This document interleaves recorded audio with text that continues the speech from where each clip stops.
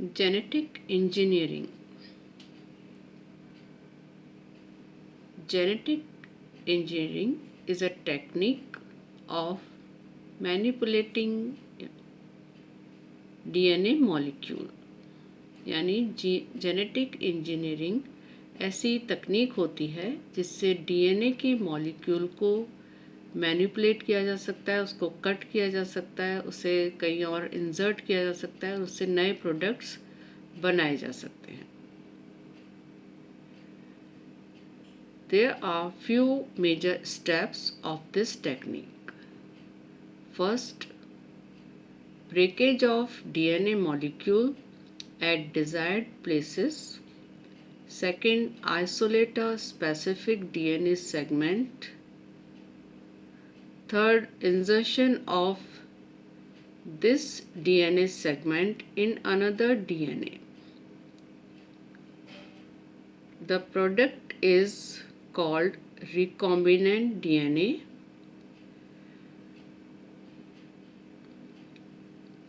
इसको ऐसे समझा जा सकता है कि इसके 3 मेजर स्टेप्स हो सकते हैं.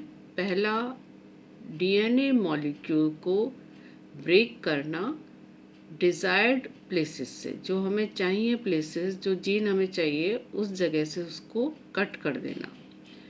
दूसरा, isolate a specific DNA segment, उस डीएनए सेगमेंट को आइसोलेट कर लेना. और तीसरा, उस डिज़ायर्ड डीएनए सेगमेंट, जो हमको चाहिए डीएनए सेगमेंट, उसको किसी और डीएनए में डाल देना. जब इसके कारण कोई प्रोडक्ट बनेगा तो उसे कहेंगे रिकॉम्बिनेंट डीएनए.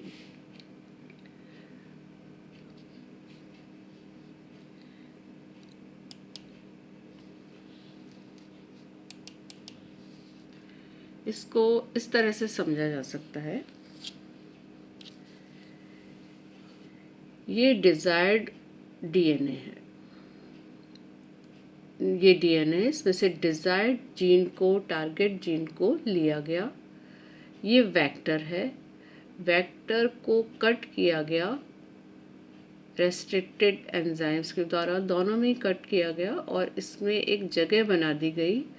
फिर इस जीन को इसमें इंसर्ट लाइगेज के द्वारा इसमें डाला गया.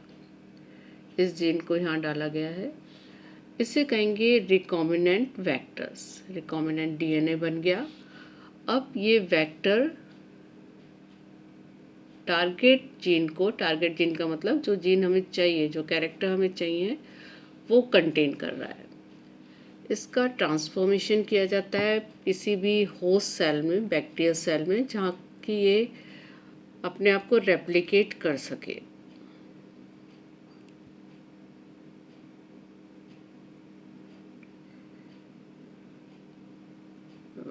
In this condition, bacteria, plasmid and phages reproduce in their usual manner even after insertion of foreign DNA. अगर ये फॉरेन डीएनए भी इसमें डाल दिया गया है तो सेल के अंदर ये वेक्टर नॉर्मली रेप्लिकेट करते हैं, और जब ये रेप्लिकेट करेंगे तो इसके साथ साथ ये टारगेट जीन भी रेप्लिकेट करेगा और इसके कारण बहुत सारी कॉपीज़ बन जाएंगी. और इस प्रोसेस को कहेंगे क्लोनिंग. यानी एक कॉपी से कई कॉपीज़ बन जाना, क्लोन. तो ये जो जीन हमें चाहिए, जो कैरेक्टर हमें चाहिए, वो कई कॉपीज़ में मिलेगा. इसे क्लोनिंग कहा जाएगा. जो इंसर्टेड टारगेट डीएनए है वो रेप्लिकेट करेगा और इस कई कॉपीज़ बनने की प्रोसेस को क्लोनिंग कहा जाएगा.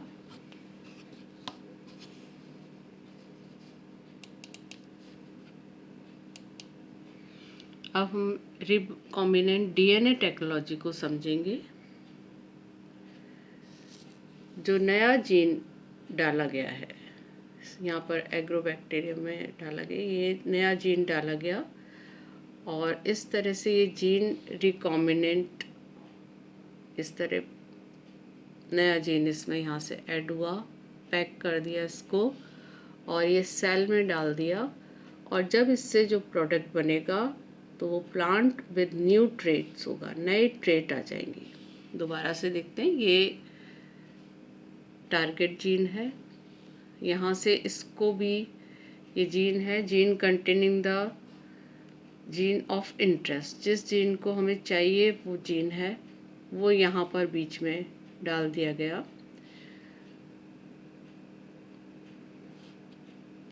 और उसको सेल में डाला गया। Inserted tDNA carrying new gene, नए जीन वाले उसको उसमें डाल दिया। और यहाँ पर जो उसका प्रोडक्ट या प्लांट बनेगा उसमें नए ट्रेट्स आ जाएंगे। इसको कहा जाता है रिकॉम्बिनेंट DNA टेक्नोलॉजी।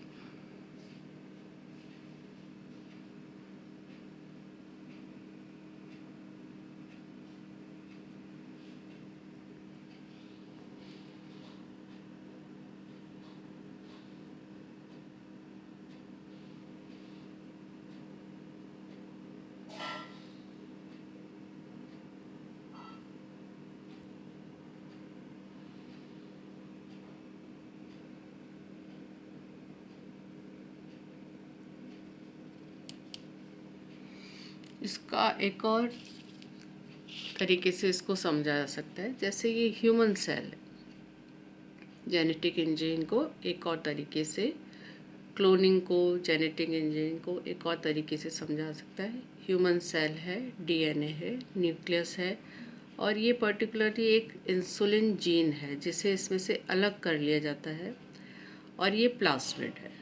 प्लास्मिड में इस जीन को लाइगेज की सहायता से डाल दिया जाता है, जिससे ये जुड़ जाते हैं दोनों हिस्से, दोनों साइड्स।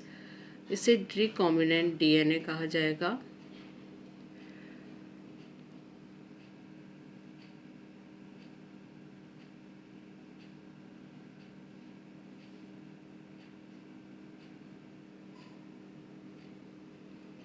अब transgenic bacterium with plasmid containing insulin gene. अब यहाँ पर क्या हुआ, इस बैक्टीरियल सेल में डाला गया जिसमें ये वेक्टर तो है, प्लास्मिड है इसमें, इसके साथ साथ ये जो जीन दिखाई दे रहा है वो किसका जीन है, इंसुलिन का जीन। अब जब भी ये रेप्लिकेट करेगा तो ये इंसुलिन का जीन भी रेप्लिकेट करेगा और इसकी कई कॉपीज बन जाएंगी इस तरह से। और recombinant bacteria gain ability to secrete human insulin. जो रिकॉम्बिनेंट बैक्टीरिया है ये वाला, इसमें ये एबिलिटी आ जाएगी कि ये इंसुलिन को सिक्रीट कर पाएगा। तो जेनेटिक इंजीनियरिंग एक बहुत अच्छी टेक्निक है जिससे डिज़ायर्ड जीन को किसी भी वेक्टर यानी प्लास्मिड, बैक्टीरिया या किसी फेजेस में डाल के और जो पर्टिकुलर प्रोडक्ट चाहिए वो हम गेन कर सकते हैं, ले सकते हैं। जैसे यहाँ पर इंसुलिन,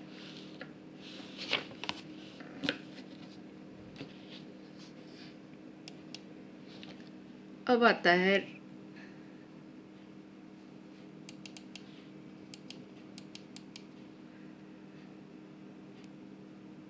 restricted enzymes।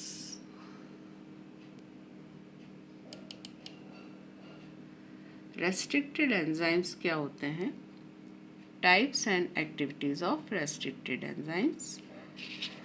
ये एंडोन्यूक्लियस होते हैं जो किसी भी स्पेसिफिक साइट से, अधिकतर 4-8 बेस पेयर लॉन्ग साइट से DNA को कट करने के काम में आते हैं। इनकी टाइप है type 1, cleaves DNA at random sites for from its recognition sequence. उसकी रिकॉग्निशन सीक्वेंस से दूर हो DNA को क्लीव करता है, क्लीव करना मतलब उसको काटता है। टाइप 2 एंडोन्यूक्लियस ऐसा एंजाइम होता है, रेस्ट्रिक्टेड एंजाइम, जो DNA को काटता है डेफिनेट पोजीशन पर, जो कि उसकी रिकॉग्निशन साइट से क्लोज होती है, पास में होती है। टाइप 2G ये काटता है, क्लीव करता है outside it's recognition sequence with both REase and MTase enzymatic activities in the same protein. Type 2P, ये काटता है, क्लीव करता है symmetric targets and cleavage sites. Type 2S, second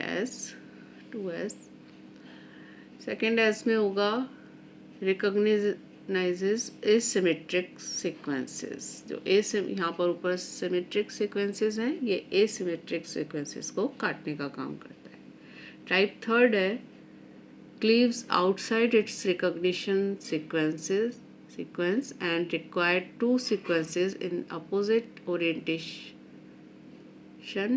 within the same DNA. एक ही DNA में वो करता है. Type 4 होगा cleaves modified DNA, methylated generally modified DNA को काटने का काम करता है. तो कई टाइप होती हैं. Type 1, Type 2 G, Type 2 P, Type 2 S, Type 3rd and Type 4th.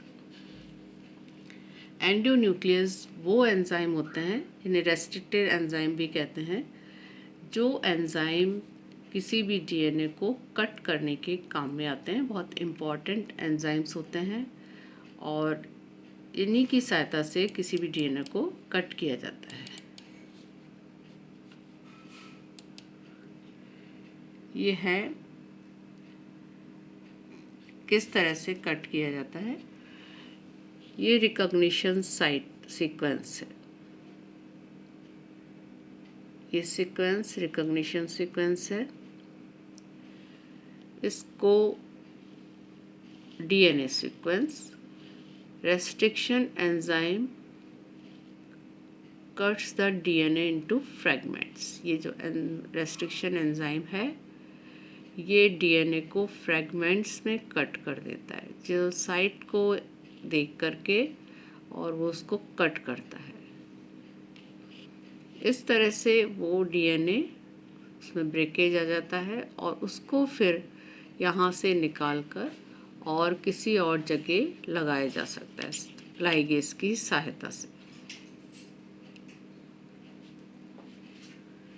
तो ये 3 चीज़ें इसमें देखी गई. पहला, व्हाट इज़ जेनेटिक इंजीनियरिंग, क्या होती है. दूसरा, रिकॉम्बिनेंट डीएनए टेक्नोलॉजी.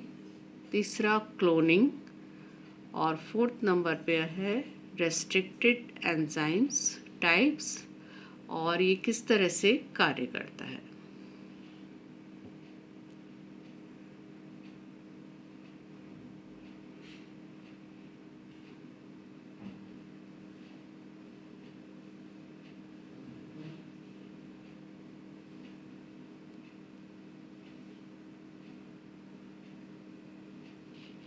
इस चित्र की सहायता से ये आसानी से पहचाना जा सकता है.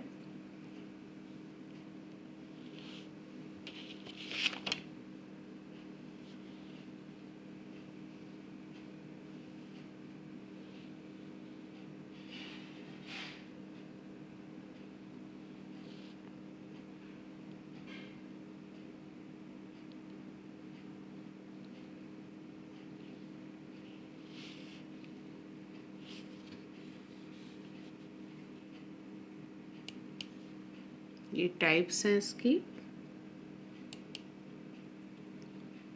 और ये जेनेटिक इंजीनियरिंग का उपयोग किस तरह से किया जाता है.